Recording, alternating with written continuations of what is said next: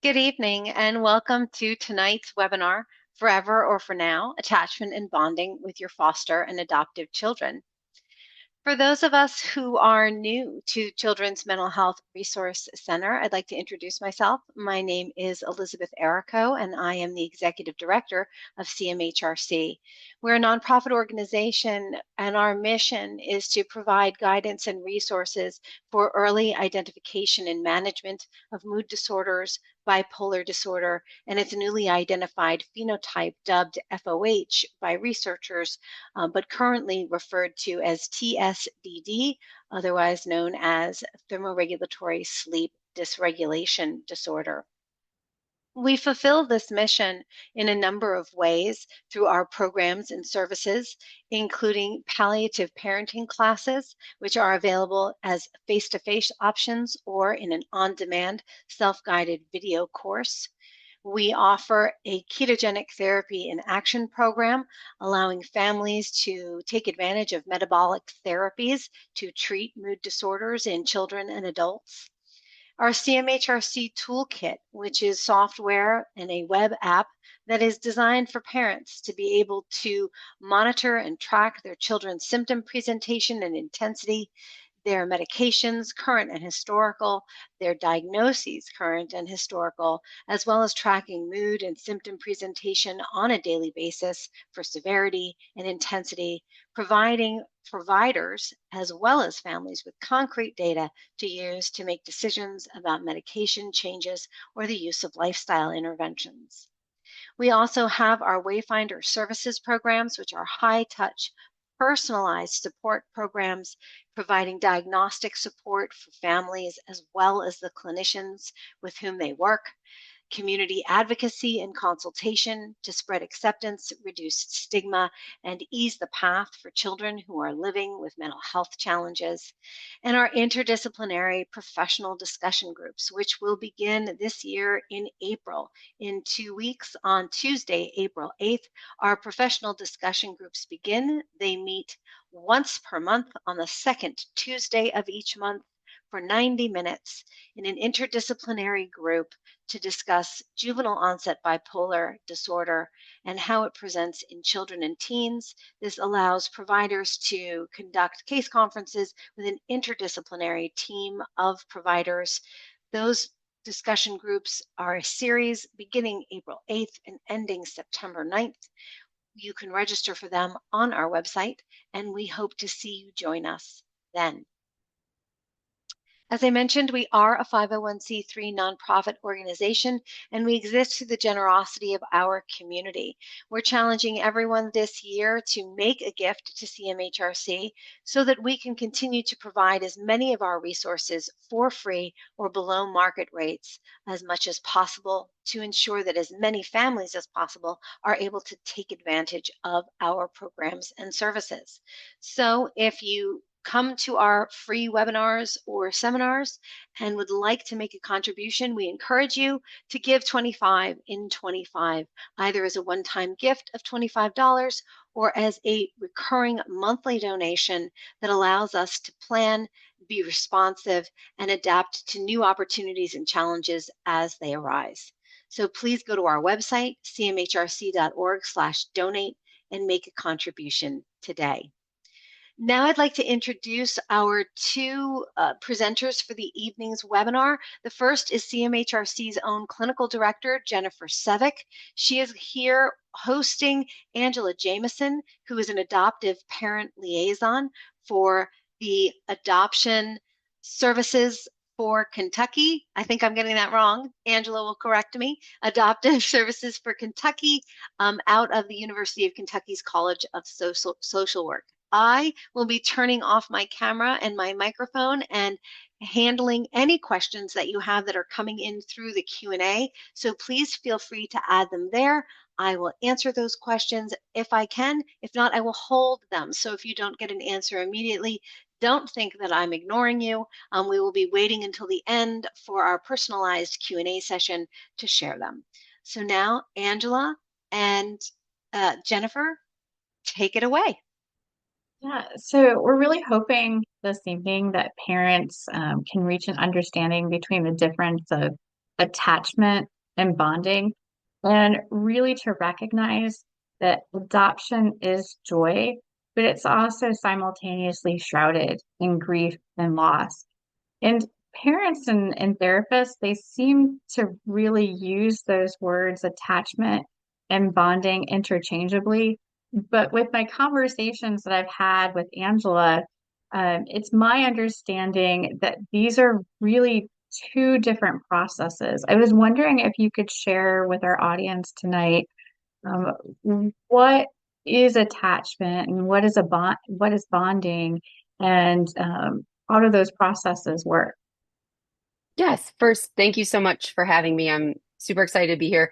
Adoption support for Kentucky. Elizabeth, you were so close. But I love that we're starting here because people do often use these words interchangeably. And although they are very close to the same concept, they are representative of two different processes. Bonding is the feelings primarily associated with the caregiver, right? The feelings of love, affection, protectiveness, that sort of thing that often come with the tasks that you're doing for the child. So feeding, bathing, and it's often why it's a little bit more difficult when children come into our home when they're older. Right? We're not bathing and feeding our teenagers as often. We're not bottle feeding our teenagers. We're not putting them in the bathtub. So it's a little bit more difficult to bond with our older children when they're coming into care. And so that can take a little bit more time and be a little bit more difficult. Attachment, on the other hand, is a two-way street and it concerns both the child and the caregiver. And it's how you build that relationship over time. Some of those same tasks can help that process and help build that trust and that safety and help strengthen that attachment. But other things really help that as well. Things like playing games together, things like using words of affirmation, things like positive physical touch. And I do use positive physical touch because a lot of times children that are coming into care, physical touch can be very triggering. So we have to be careful to make sure it's the positive type. And back and forth cooperative play. Those are the ways that attachment, that two-way street can work. Now, a secure bond can certainly promote attachment, but it doesn't always mean that it's going to happen. You're muted, Jen. Sorry, that was accidental. No, I'm really glad that you had noted that this is a process and that it takes a lot of time to build that rapport and to build that attachment, and that it's not something that happens quickly. That it can even take, my understanding is months, it could even take years for a child to feel safe. But that's really kind of a good segue into my next question that I had for you. Um, because children who are coming into care may have had multiple disruptions and the possibility of trauma um, as part of their early experiences, how then would you say that parents and caregivers can take that into consideration as they're caring for this child daily? It really is so important that caregivers recognize that this attachment process doesn't happen overnight. I would say that the majority of conversations I have with families is really over this concept. I take calls of families that are like, I don't know that this is for me, that this foster journey is for me, or even that I made the right decision. And one of the first questions that I ask is, how long has this child been in your home? And it's the reminder and this realization that attachment doesn't always, sometimes it doesn't always happen quickly because trauma brings big behaviors. One of my pocket mantras is trauma changes the brain. A changed brain brings changed behaviors, and changed behaviors means changed parenting.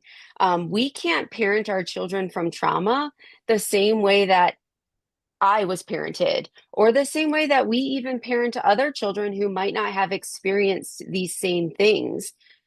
Because the reality is that these behaviors aren't endearing. They're not encouraging. They're not lovely things that bring about these feelings that I talked about before that encourage this bonding process, right? When my child's throwing a tantrum or putting holes in the wall, I'm not really having feelings of tenderness towards them. So that's not encouraging that bonding process. And so that can make it really difficult. To encourage bonding, and then that also inhibits the attachment process, right? And that doesn't even touch the fact that our children are coming into our home with attachment trauma, and that attachment trauma comes from what they have experienced prior to entering our home. And that might be from the abuse they experienced, or the neglect, or the mere fact that they're being separated from their birth families. And we call that adverse childhood experiences. Um, and those adverse childhood experiences really do cause a disruption in the identity process. And that identity process causes a disruption in a sense of self, a sense of safety. And it doesn't just have impact in the right now, right? It doesn't just have impact in what's happening in this moment. Research has shown us that it can impact long into adulthood. It can impact physical health. It can impact mental health, and it can impact lasting relationships. And so, if we're not taking a really pointed effort to realize that this attachment trauma isn't necessarily going to be visible, it's not leaving marks like physical abuse, it's not leaving bruises.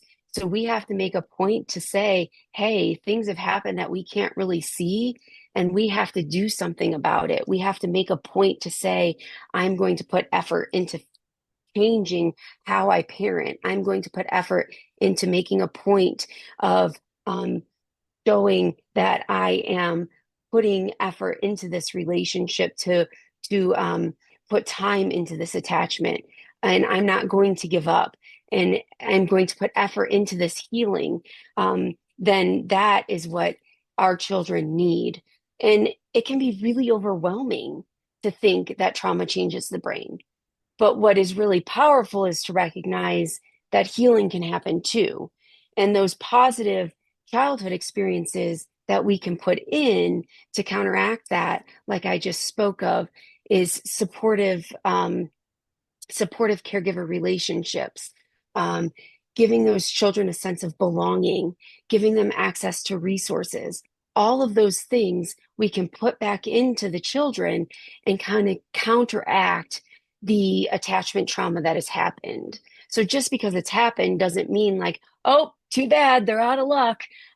We can put things back in to say, hey, we see that this has happened and we're going to continue working on it. Attachment trauma doesn't just mean that it's going to continue to always be broken, for lack of a better word. Yeah, that's really good news that there can be healing that comes after trauma. And I will say that this sounds really relatable because you and I are both parents through adoption. Yet I know that there may be people who are watching this saying, but I don't understand how that could apply to me because I adopted my child as an infant, whether that was through the state and foster care, or if that was a private domestic infant adoption. And they may be thinking, but we don't really, our child didn't experience these adverse childhood experiences. They didn't have multiple placements. There's no trauma. Can you speak to the fact that these parents might think that this information may not really relate to them? That's a great question, because I'm sure there's a diverse group in the audience tonight. And although our stories may share a common ground of foster care or adoption or kinship care, or just having a child in our house that may not be biologically ours, they do vary significantly, right? But I think the reality is that regardless of where um, they come from, like you said in the beginning, adoption is joy shrouded in grief and loss. And we as caregivers have to embrace that. Um, if we don't acknowledge the grief and loss that's part of this journey, we're doing a significant disservice for the children that are in our home. And unfortunately, we're leading them further from healing and healthy attachment and not closer to it. Because even if we had the perfect story of a domestic adoption, perfectly healthy birth mother, no trauma. We picked them up from the hospital. They had perfect prenatal care. Everything was great. Um, they still are separated from their biological family. And something that I say often is our adopted children, their birth family will always have a piece of their heart that we do not get as adoptive parents. No matter what the backstory is, no matter how traumatic, how perfect, no matter, their biological family will have a piece of their heart that we do not get. And that's just the triad of adoption and foster care, right? And so we have to embrace that as adoptive parents, as foster parents, as kinship families. We have to embrace that reality. And we have to help our children embrace that and help them heal from the grief and loss of that. Because if we're not, we are not going to be able to truly have healthy attachments with them. So it sounds like what you're saying that is regardless if this was a planned placement on the part of the expectant parents, or if this was other circumstances where it was unplanned, um, and then just those life experiences that led up to that point. Also combining in genetic factors as well, for birth parents, and possible environmental factors prior to just the placement or removal. That those things are things that a child comes maybe predisposed with. And so I'm wondering about a parent, and why would you think it would be important for them to be an advocate and a detective for these children? Can you explain what it means to I think everyone understands advocate, but what you mean when you say we also have to be a detective for these children? I love that phrase, an advocate and a detective. Um, I say often to my families, we have to be our children's advocates until they can be an advocate for themselves. And the reality is that they're watching us, right? They're watching and learning from us, to know how to do it for themselves. And they are watching us stand up for them. They're watching us fight for them. And they're learning how to do it for themselves in the doctor's office, at the school, at the IEP meetings, for their friends, all of it. And if we're not doing it, who is? Because time and again, someone hasn't stood up for them. And so on the advocacy piece, like we have to be that for them. Um, I, I have a sign. I'm going to go on a soapbox for a minute. I have a sign in my house that says, I choose you. And for the children that come into my home, that sign sits outside of their bedroom, and it's for a reason. Because again, when we talk about these big behaviors, they are not pretty, right? And they happen and they're ugly. But the one thing I want my children to know day after day is I will choose them. I will choose them every day, because attachment is about connection. And they need to know that that connection will not be severed. There is not anything that they're going to do that's going to sever that connection. And so when it comes to advocacy, when it comes to being a detective, it comes to them seeing us continually choose them, right? It comes to them seeing us saying, you know what? You're important. It doesn't matter what you're doing. I will stand up for you. And the reality is, for children in out of home care, mental illness is much higher than the general population. And finding resources for that is not always easy. And so we have to continue to look for the resources that we need. We have to continue to find support systems. We have to continue to find the knowledge. And sometimes, often, the symptoms that we're seeing in our home are misconstrued and misdiagnosed as other things because we don't always have the best resources or we don't always have what we need. And so we're hearing things like, if you only had better discipline, or if you only had a better sticker chart, they wouldn't be acting that way. And that's really defeating, especially when you have a child in your home sometimes that you don't know very well.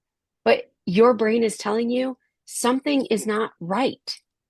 I know that this isn't correct.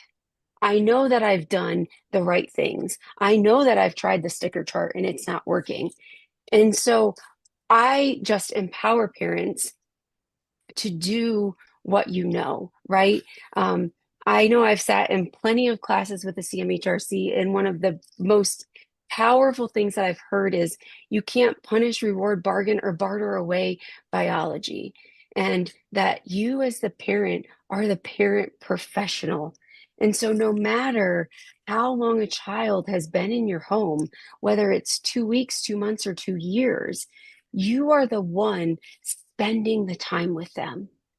And so I just empower anyone in this room today that you know the children in your home. You know what's happening. You are the one spending time with them. So you are the one who has that information. And sometimes I know Jen and myself both have experiences. You have to go toe to toe with a professional. And I empower you. You have the authority to speak up and you have the authority to advocate for their needs. And I absolutely encourage you to document everything in their appointments. Write it down, email it back, so you have that information for the next appointment, for the next doctor, and you have the ability to say, no, I told you that this medication made them do XYZ. I told you this is what happened because you know them best. They are in your home and you have eyes on them. Yeah, but I love your point about documentation because as foster parents, that is often a temporary placement. And the goal really is for reunification. And I find what the beautiful piece about documenting that is when we're doing that very carefully, it can follow that child for reunification so that parent is up to date and has all the concerns as they've been unfolding and the dates and times and people that have been met with so that it can also go to the caseworker in case there is a different placement with another family. It can continue to follow them. And I even heard of a story of a parent, a foster parent encouraging other foster parents to take one picture per day to be able to document that so that um, families of origin that they really feel like they're still able to keep aware of what's going on in their child's life. So I really like that idea of documenting because then when we're talking about reunification or we're talking about a different placement, that those parents can then go on and continue to be a detective and getting down to like what could be happening medically that is occurring for this child. Yeah, it's so important that they feel empowered to be able to do that, right? I think sometimes, especially foster parents and early adoptive parents, feel like they have to shrink back against the professionals. They're afraid to speak up because, oh, I don't really know. They just came into my home. I don't really know. They're the professional. And yes, to an extent, right? Professionals are professionals. But again, the reality is that you are spending your time with this child and you know them best because you're watching what is happening and you're watching the changes that are going on. And quite honestly, you have the conversations with the child or you have the firsthand experience. And that is far more valuable than the person sitting behind a desk. So I think that we just need to empower each other to say, you are, again, I'm going to use the terms that I've learned from you guys, the parent professional, and give them that encouragement, right? Because it is so important. And then it slides right back over to that child and advocacy. Because if we are using that in ourselves to stand up for our children, it's going to encourage them to stand up for themselves. I have had no greater joy as a mother than to be able to watch my child stand up for what he needs in the classroom or at the doctor's office because he's watched me do it for him. So we're teaching them those skills, and that's important. And if we haven't done that, they're not going to learn that for themselves. And so I just think that that is something that is so valuable. But also, if we're not doing that, major pieces of what our children need could be missed. Um, you know, Speaking personally, a huge diagnosis of my child was nearly missed because it was just lost in his chart. And if it weren't for me diving into the weeds because I kept saying something is not right, and doctors were like, "Nope, it's just ADHD. Let's just, he's just a little extra." Um, Bouncy. And I'm like, nope, that doesn't seem right. Um, and I had to keep pushing. And so sometimes we have to get uncomfortable to really get our kids what they need. Yeah, and I like how you talked about the parent as the professional and to be able to really advocate and keep pushing. But also I get the sense of how isolating that could be for families because other people might not be able to relate to aggression and holes in the wall or children yelling profanity at them. And so I think that really brings up a point for me of finding your community, finding your source of support who, if not the same, but maybe similar circumstances or similar symptoms that they're seeing in their child. And we actually have a community um, for families. And through palliative parenting, we help parents to be able to come together to learn approaches that are really consistent. I mean, I believe with forming strong attachments and helping, with that bonding and to be able to do it in a way that also meets the needs when our children are living with mental illness as well. And so it's my understanding that you are also very familiar with palliative parenting. Would you be able to help the people who are watching and listening to be able to understand why, if they are parents through adoption, or if they are families that are fostering children, why would palliative parenting be something that could be a good approach for them? Yeah. So for me, the palliative parenting class was life changing. In our world, we have TBRI. If people on the call are familiar with that, trust-based relational interventions, and it's incredible in its own right. But the palliative parenting class kind of takes it up a notch, and it just first off allows you to be in a space with people who truly understand these really big behaviors um, that feel like you're alone. These behaviors that uh, you don't want to tell people about. You don't want the world to know. And often in our world of foster care and adoption, we talk about this a lot. I talk about isolation um, as the enemy, right? We can't isolate ourselves because it will be what takes us down. It will be what sends us into separation. It will be what takes us from our families. It will be what tells us we aren't good enough. The same is with having children with mental illness. Isolation is the first piece that starts all of the negative self-talk. And palliative parenting is the place that allows you to recognize that A, you're not alone, and that B, you can do this. That there is a space for you to enjoy your child, even in these hard times. And I think that there is such beauty in that, and that you don't have to succumb to what the world expects of us.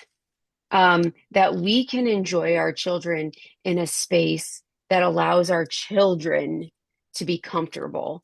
We can enjoy our children in a space that allows our family to be comfortable.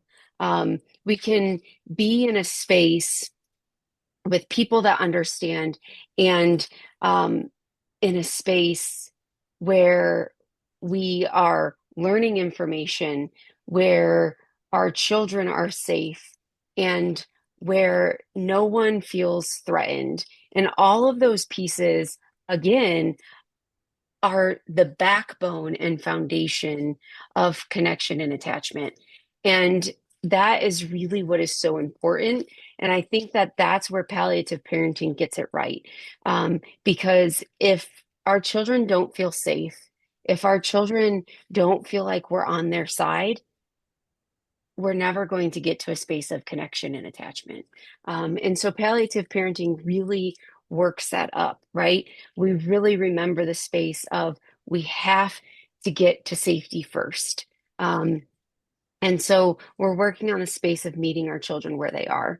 And I loved that about palliative parenting. It really changed my mindset.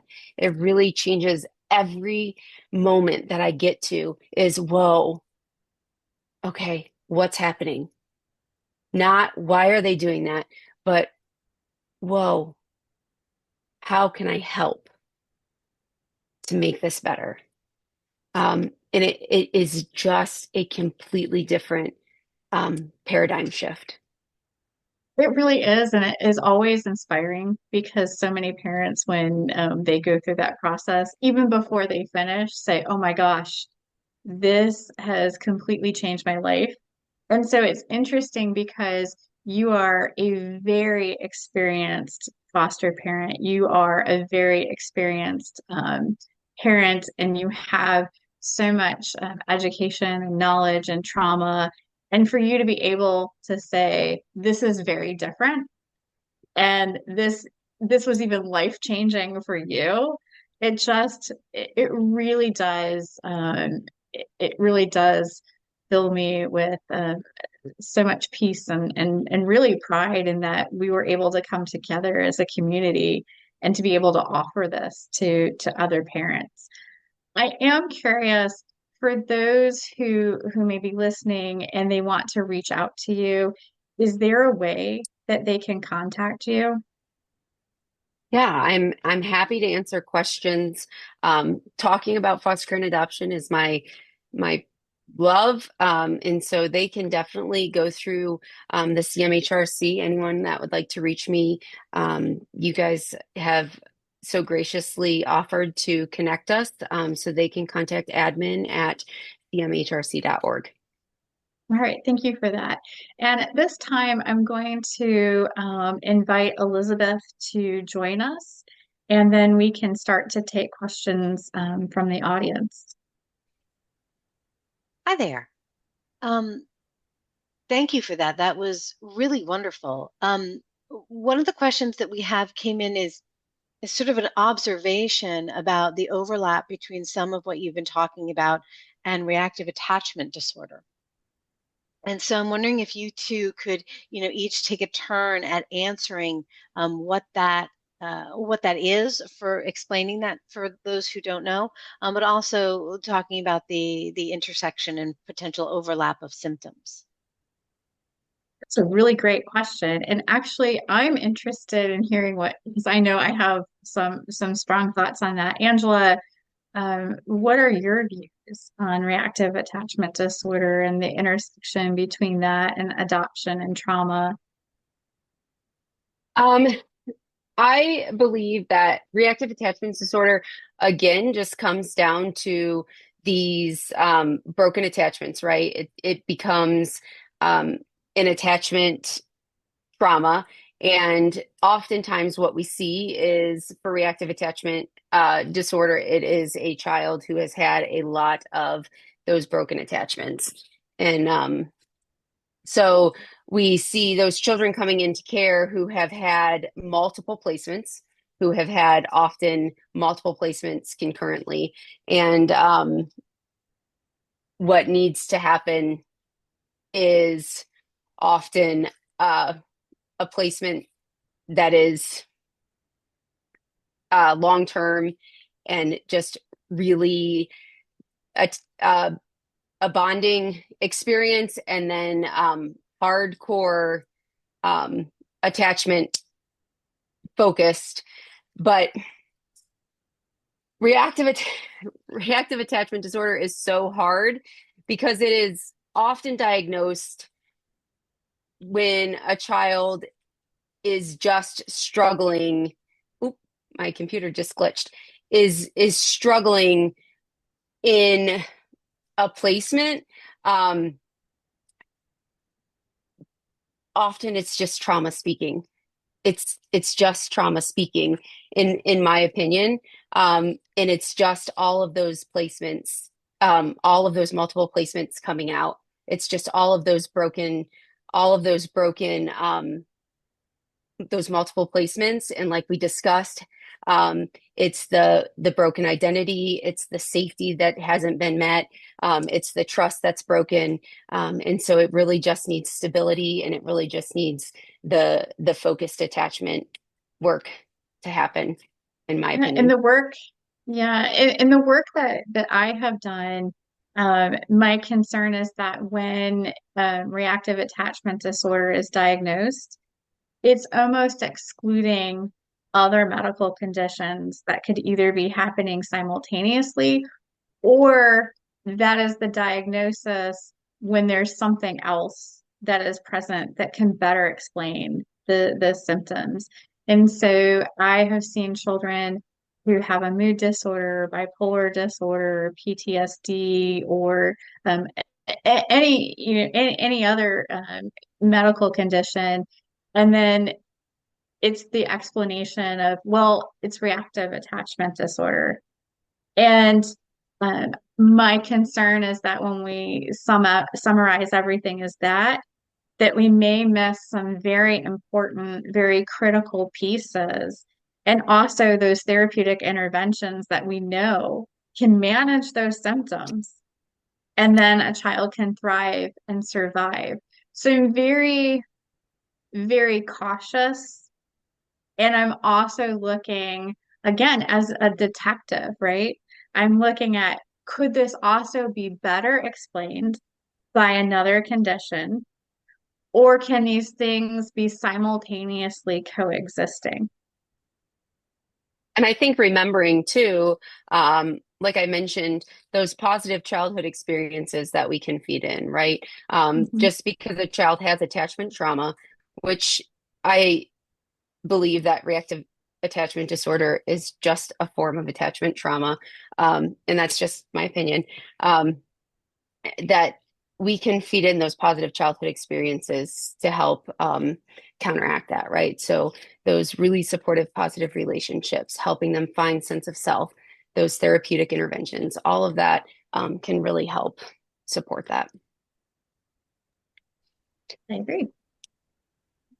So we have a comment here that someone is sharing that it doesn't even need potentially to be multiple different placements, that having any, so-called professionals ignore the needs that the child is presenting, regardless of the number of placements, is a disservice to the family and is a disservice to the child. I would Mhm. assume that you both would agree with that statement. Yeah, I definitely that really resonates with me completely. And so I think that I encounter people all the time in the work we do here at CMHRC, who are professionals or parents who come to us and say, my provider said that it's impossible for a child to have at 5 major depression, or it's impossible for my 12-year-old to live with bipolar. They can't have that until they're 21. It's not possible for a number of things. And the parent is saying, but I'm the more I read and the more I speak to other parents, and the more I'm thinking that it can't just be ADHD. It just can't be because of trauma in and of itself. Like it just feels like there has to be something more. There's something missing. There's this piece or pieces of the puzzle. And it's not that they're set on a specific diagnosis, because I know that sometimes for providers, it feels like this parent wants it to be X, Y, or Z. But it's that the parent or the caregiver knows that we're just not, this is not explaining all of it, and there has to be something that's more. And so it does sometimes feel, or it can actually really truly be, that providers aren't always really understanding what the concern is, and sometimes do overlook because of biases. I mean, if I'm really quite honest, there are some conditions that just aren't entered into consideration because that provider just doesn't think that those things can happen in childhood. So I've noticed that, Jen, you keep using the word symptoms to talk about these things that children experience. Angela, you've used the word behaviors a lot. Um, can you each sort of talk about how you conceptualize those things and how they interact with one another? Because obviously, um, definitionally, they're not the same, but many people see them as being the same thing. So if you could each take a moment to elaborate on that, that would be really great. Yeah, so we emphasize here at CMHRC that behaviors are purposeful. And that really is the definition of behavior, is it's purposeful, it is deliberate. And when I work with families, and I have worked with individuals in private practice or in medical practices, um, these concerns that parents and families are bringing forth, these are indicative of symptoms. They are clues because it's not purposeful, right? This is not meant to be manipulative, attention seeking. It's not oppositional or defiant in any purposeful way. It may feel like that, but in reality, this is information. These are clues going back to that detective, right? And so this is data that helps to indicate, well, what do these symptoms, if we take these as symptoms, because this is not purposeful, if we take these as symptoms and we look at the whole constellation of symptoms and concerns that are presented, what is this most consistent with?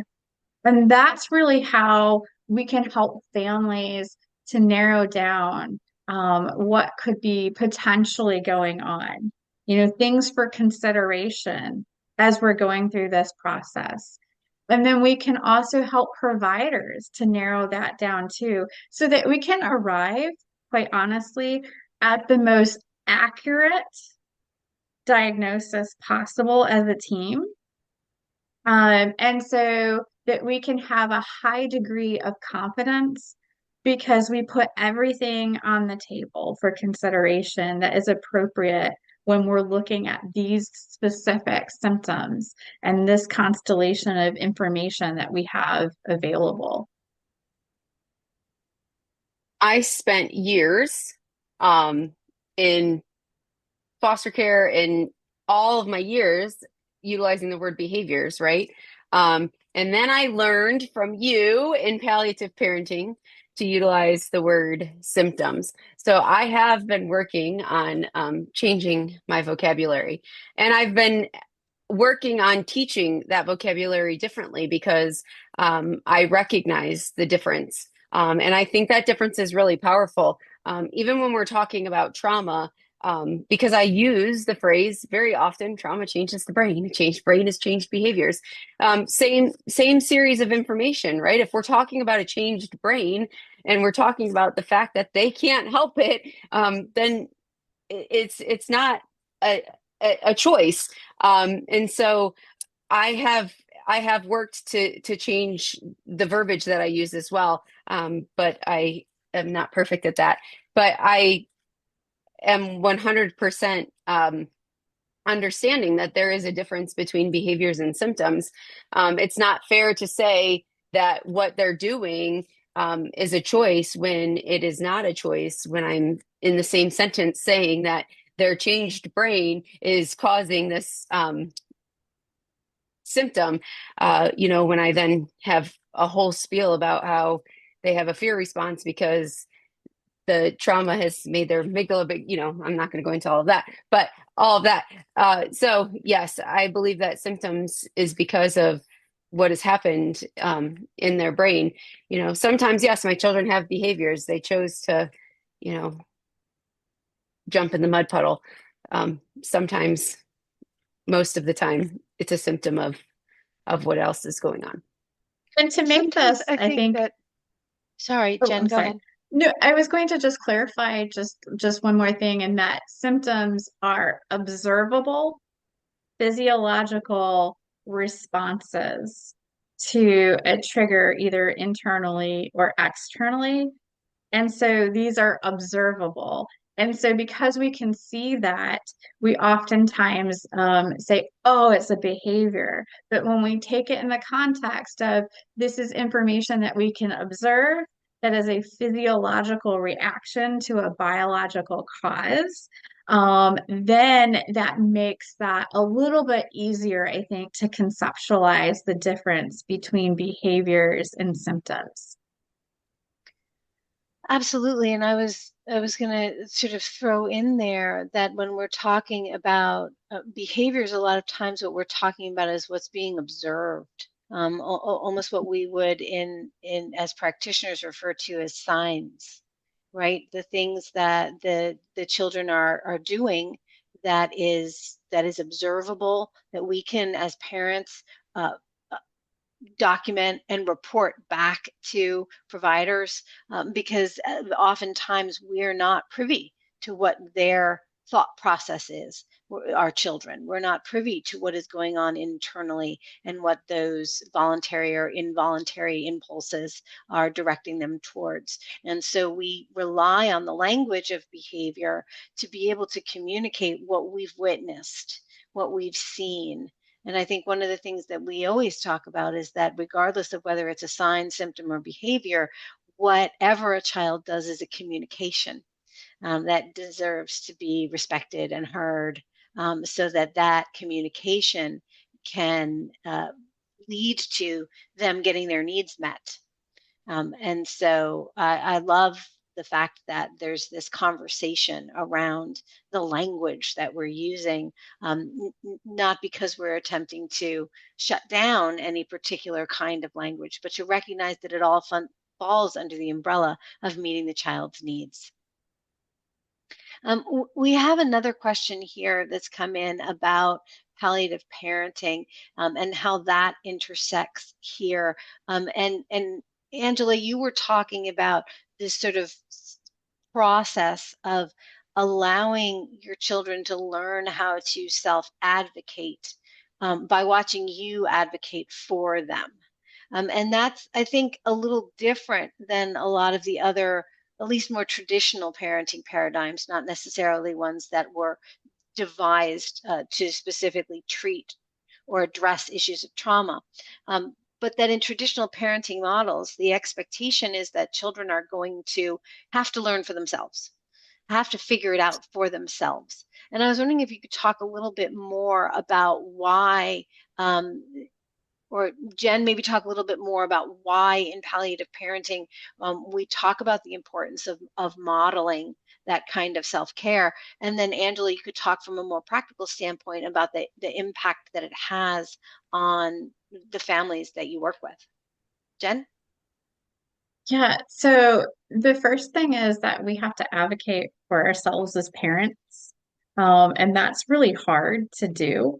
And so when our children can see us advocating for ourselves and advocating for them and advocating for our family members, eventually what happens in the long run, as Angela had pointed out, that they do arrive to a point where they can start recognizing that what they need is valid, because sometimes the world is saying to them that this, why are you focused on this? Why is this mattering to you? Right?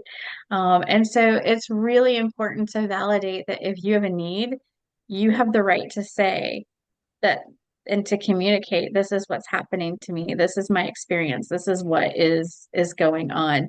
But how do we learn that unless somebody else is modeling that? And if we think about children who've had multiple placements or coming into care or have these disruptions, um, it doesn't make their family of origin that they were completely like not necessarily that they basically my point is that their parents may never have had those experiences and that may have never been modeled for them and it may have contributed to all the factors down the road. And so what we're doing is we want to hopefully reduce their risks by being able to being able to model that advocacy to meet their needs and to validate their experiences. And so that eventually they can do this on their own. But this isn't just something that happens overnight or in a week or in a few months. This is something that is every day for a very long time. It's a lifelong process. It absolutely is. And I think um, part of it is helping them and helping ourselves recognize that we are worthy of time for ourselves. And Mhm. that's a really hard recognition sometimes, um, specifically for families who are dealing with a lot of hard things. We are worthy of the time of other people. We are worthy of the time of rest. We are worthy of the time for respect. We are worthy of the time of celebration. We are worthy, all of those things we are worthy of, even if it looks different for our family. And again, sometimes that's hard to embrace because our family looks different. And so it takes us to stop and say, no, I'm taking this moment because I am worthy of this moment. And it, again, that takes a big stop. And if they don't see us doing it, they're not going to do it. Same with self-care. And I know that's like a big trigger word for a lot of people. Um, but it's true. I am not a good mom, a good wife, a good professional if I don't take time for myself. I take time to go to the doctor to take care of my body. I have to take time for my mental health because it makes me a better mom, wife, professional, right? I literally plan it in my calendar, as silly as that sounds, because I have to. And so my children see that and they see that and it reminds them that, hey, okay, this is important. And so I need to do that too. We're like, Mom, you're going out to dinner with your friend again. Yes, I am, because that makes me a better mom. And when they see mom and dad go on a date, that makes us better mom and dad. And so making sure that you're taking the time for those things, even though quite honestly, we don't have time for those things. They need to see it because it's modeling that, hey, even though life is busy, it's not too busy to make these things a priority. I often hear parents say, but I'm a single parent, or I don't have enough money for a massage or to do these things. Self-care can look very differently. And I fully Mhm. acknowledge, and I have said this, I will drive to the Taco Bell that's 3 minutes from my house, sit in a parking lot with my phone, that I have an app where I can watch Hulu or whatever it is, whatever show that is mindless, stuffing my face and drinking something. And it is just a guilty pleasure that I Mhm. have had. But that's my version of self-care. And it could just be as simple as going on in the car and calling a friend and just venting about whatever was going on. It doesn't have to look very indulgent. It doesn't have to be expensive. It can be whatever it is that fills your cup in that moment so that you just have a break, like Mhm. room to just breathe and Yeah, then be able to return back and go, okay, I, I can do this. I can make it through this moment. absolutely. The other day, I told my 14-year-old that I had a meeting. Listen, I told a little fib and I said, I need 30 minutes. Please watch your brother. And I put in a Chick-fil-A mobile order. I went and picked it up and I sat in a parking lot and ate it. And that was my self-care. 30 minutes, but I needed that 30 minutes, right? It's just what you need to fill your cup. I tell people all of the time, we none of us have time, but we do have to make time. And so we have stolen moments. We have the 5 minutes that we get to an appointment early. We have the 10 minutes that we're waiting in the car line to pick up our kid. We have the 30 minutes of an appointment that got canceled. Find those minutes and use them, whatever they look like, right? We can find those minutes and use them. Yeah, absolutely. So, Angela, do you have resources that you would like to share with our community? I did. I think you had mentioned that you had put some on um, the website Yes, as well. we have a So list there, of the resources that you provided us with ahead of time. They're on our cmhrc.org on the webinars page, and they will be listed on the YouTube channel when we get to posting this on our YouTube channel. But why don't you talk to us a little bit about what they are so that people know where to find them, but also know what they are?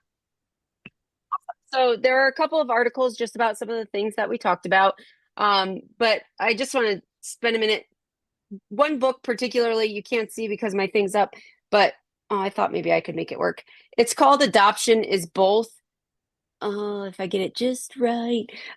It's a super cute book. It talks about the dynamic of adoption being joy and sadness. It is a almost have it. Nope. It talks about the dynamic of adoption being joy and sadness. It's a children's book. It uses dots, and it is just the perfect book about how two things can be true, right? Adoption can be joy, it can be sadness, it can be happy and light and carefree. I can know things. There might be some things I don't know. Um, I might want to talk about my story. I might not want to talk about my story. This is my choice because it's my story. It's just a really great book. And it is an incredible book for kids. I found another book that's not on the resource page. It's called And That's Why She's My Mama. Um, and what I love about it is it's an affirmation version, so it's full of affirmations. It's by Tira Naziaro, and it is, again, I'm trying to show it and I can't, but it's full of affirmations. And again, it's just the story of an adoptee And it is just full of love and care. Again, another great children's book. Um, Two adult options. The Connected Child by Karyn Purvis. If you are a foster or adopted family and you don't have that book on your bookshelf, I encourage you to run to the store and get it tomorrow. Um, she is an incredible resource. She also has a great website for that. And then the five love languages I meant to hit today and I didn't talk about. Gary Chapman talks about the five love languages. If you don't employ the five love languages, I know I'm almost out of time. If you don't employ Take your the time. It's five fine. love the five love languages in your home, I highly encourage you to do so.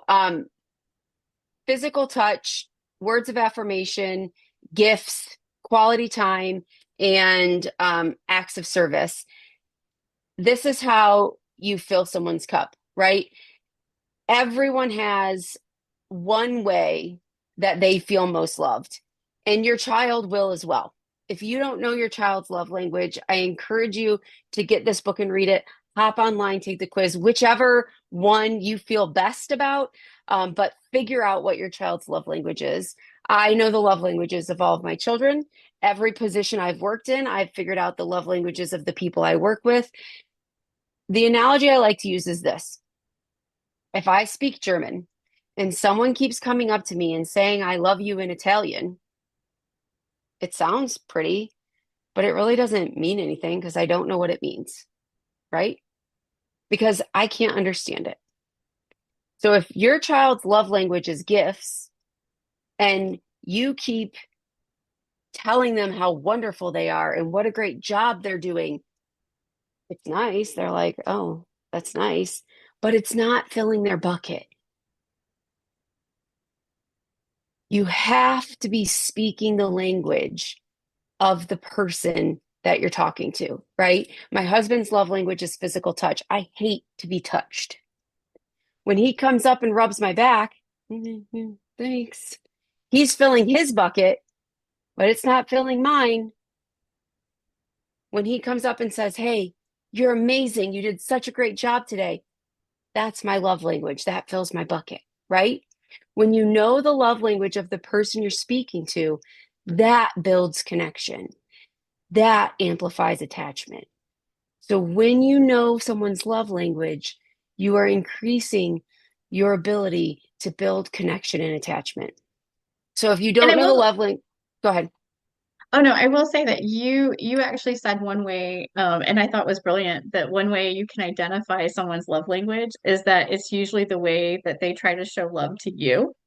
And it Yes, was one of those bingo moments that I had had. yes. Oftentimes you speak your love language most frequently to other people. So pay attention. Pay attention to your kids. You will notice how they're speaking their love language. So if you've never done love languages, you can probably pick your child's love language by how they speak to other people. So that's another resource. And then the websites that are available, my adoption support for Kentucky websites out there, children's mental health resource. And then Jen, do you want to talk about the creating a family Yeah, options that so you put there out? is an amazing resource called creatingafamily.org, and it is also a nonprofit. Dawn Davenport is a adoption specialist lawyer, and she has a podcast that is absolutely wonderful. You can listen to all of the archives, and then you can also, I think every once in a while they have a new episode, but it's worth listening and going back to all of them. And they also have a very well organized website for information for professionals and trainings for professionals, information for parents, articles, resources. So I would really encourage people to check that out. And it's regardless if it's through IVF, if it's for infant domestic adoption internationally, foster care, kinship placements, which we really didn't touch on today. And so all of that, you can find that information at her website. And then her podcast is also called Creating a Family. Wonderful. Thank you so much. I just want to take a second to remind folks that we do have more information on palliative parenting. That question came through as well on our website. You can go to cmhrc.org and under the programs tab in our main menu, select palliative parenting, and you can get information on the palliative parenting class, face-to-face class that is going to be starting on April 22nd. And that is a small group class with 2 facilitators that will take you through the complete 9-week program. We also have on our website a link to palliativeparenting.com where you can access our on-demand self-guided video course that contains all of the same information as the face-to-face class. It also includes a whole series of question and answers that are where the questions have been drawn from those commonly asked and discussed in the live sessions, as well as a whole series of videos on each lesson that are parents who have been through the program, who are able to talk about how they put these principles of palliative parenting into practice every day at home themselves to improve quality of life for their child and their family. So you can reach information on both of those through our website and sign up there. So please take a look if you're interested.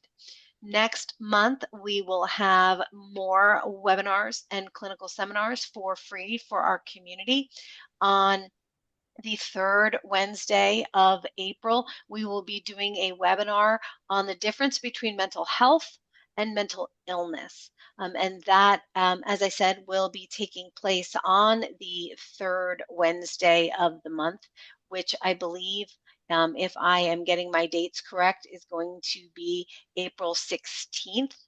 Then the following week, we will have our free clinical seminar on April 23rd on what is fear of harm, that newly identified phenotype of bipolar disorder that I referenced at the beginning. It is dubbed fear of harm based on one of its most prominent symptoms, but it is currently called thermoregulatory sleep dysregulation disorder that is believed to impact roughly 1/3 of all people who live with bipolar disorder. So please join us for those free events. And remember that we're encouraging everyone in our community to give 25 and 25 to support our work and our ability to provide free resources and discounted services to families and their providers. We look forward to seeing you again at one of our events. Jen, Angela, thank you so much for both of you for being here tonight. We look Thank you. forward to seeing everybody again. Have a great night, everyone. Good night. Bye. Night.